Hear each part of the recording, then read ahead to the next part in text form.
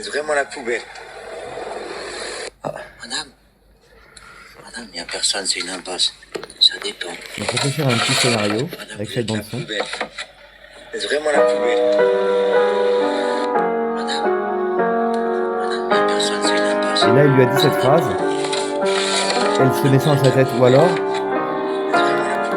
elle tourne plusieurs bribes de phrases qui lui reviennent. Et pendant qu'elle fait des choses. Donc là, je sais pas, elle regarde un de ses projets, elle voit une impasse. Elle pense à une impasse. Et puis elle se souvient quand elle l'a rencontré. La plus belle, la plus belle. Ça dépend, ça peut être tu veux m'épouser, ça dépend. Elle va relier sans arrêt des événements de sa vie. Et chaque phrase, cycliquement, va symboliser ça, mais de façon différente à chaque occurrence. Madame, là, c'était quand elle l'appelait alors qu'elle croyait qu'il n'était pas là, mais elle l'appelle. Ça dépend. Donc la plus belle, là, il parlait à sa copine. Madame, là, c'était la standardière. Ça dépend, c'est ce qu'avait répondu la standardière. Donc on la voit dire ça dépend, mais avec sa voix d'homme, et elle dit ça dépend. La standardiste. Standardissière, standardière, aujourd'hui. Puis après, bon, on arrête un peu le signifié précis. Et puis elle commence à rêver, un paysage lunaire, subaquatique. Elle s'évade. Il y a quand même des petits cordes en serpent qui commencent à figurer la corde. Bon, à la fin, elle va pas se prendre quand même. Enfin, ça dépend. Ah, on reconnaît la nocturne. Donc là, il y aura une partition de Chopin de nocturne à ce moment-là. Où il y a juste eu 2 accords qui ont évoqué.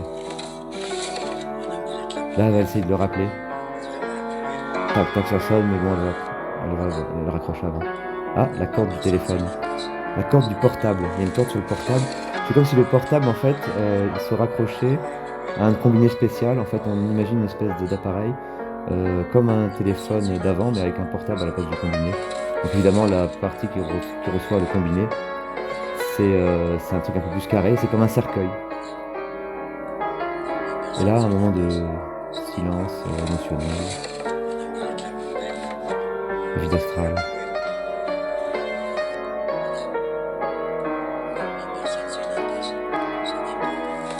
Et là, la corde plus intime, la galaxie qui se transforme en corde. On la regarde. Il y a un livre de topologie, théorie des nœuds, juste à côté. Et c'est elle dénoue la corde. Elle pense à la Freud infinie. Elle parcourt les milliers de dessins. Elle pense tout simplement à Jacqueline. Ou alors c'était peut-être l'autre Jacqueline. Et en fait, ça devient le même mec quand il se retourne. Oh, voilà. Au moins, tu auras servi à quelque chose, donc bon, ça on ne fera pas. On peut mettre aussi ma voix maintenant sur un autre film, parce que bon, on recycle tout. On est un chaudron.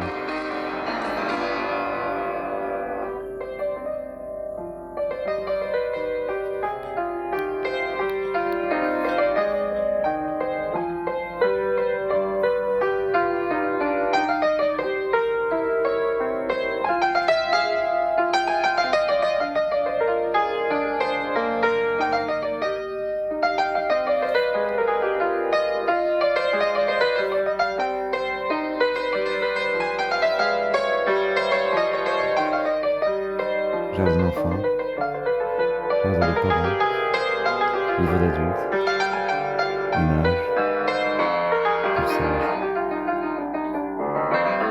Près de l'arbre, un arrosoir.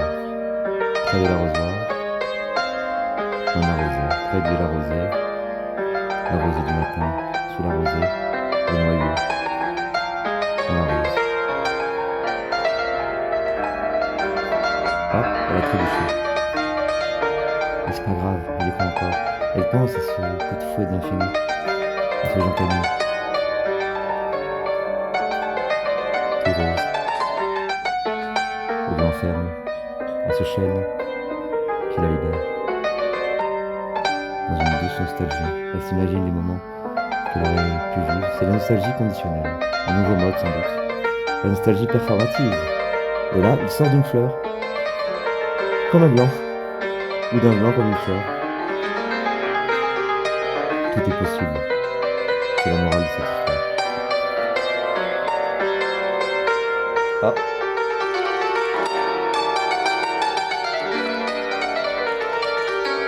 Bon, c'est un peu brouillon, il a fait pipi au lit.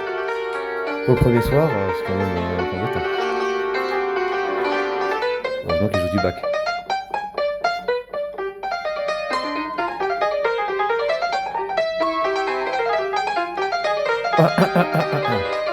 Petite fausse note.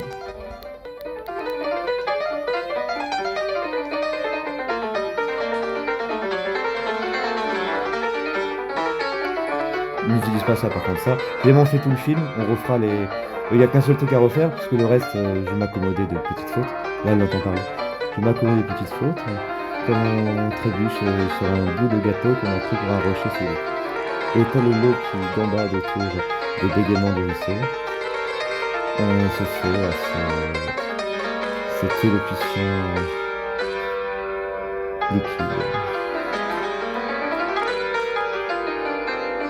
Si prégnant soit le gnagnon, il peut s'avérer si rupeux qu'il rappe contre la rampe. Et hop, plus de féminisme. Un morceau de techno, une esquisse. Paulo Coelho, à côté du tournevis. Ma DA est prête, je peux affronter le grand supplice de l'église Saint-Sulpice.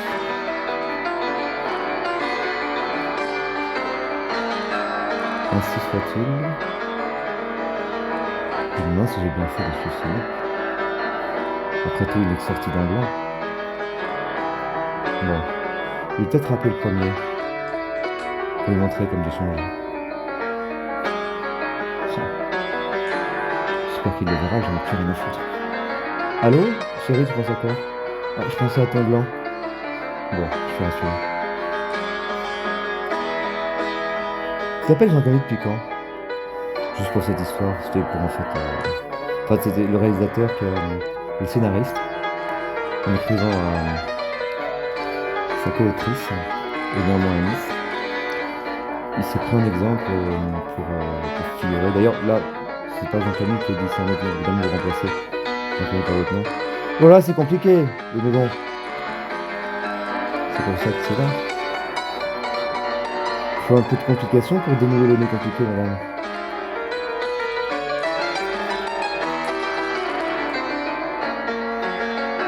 Il a passé la corde aux jambes à son cou, on dirait.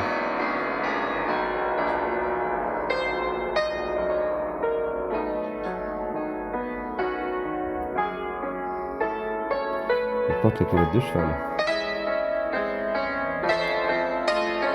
Tous les vendredis, 20h15, Vincennes, 20 à la Seine, où le dîner s'en mêle, où les mots réagissent aux négations qui réagissent à cette fiction.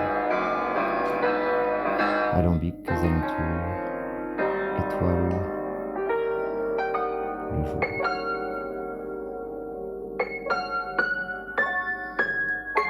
L'amour éternel. Pour quoi faire? Et le début, c'est ça.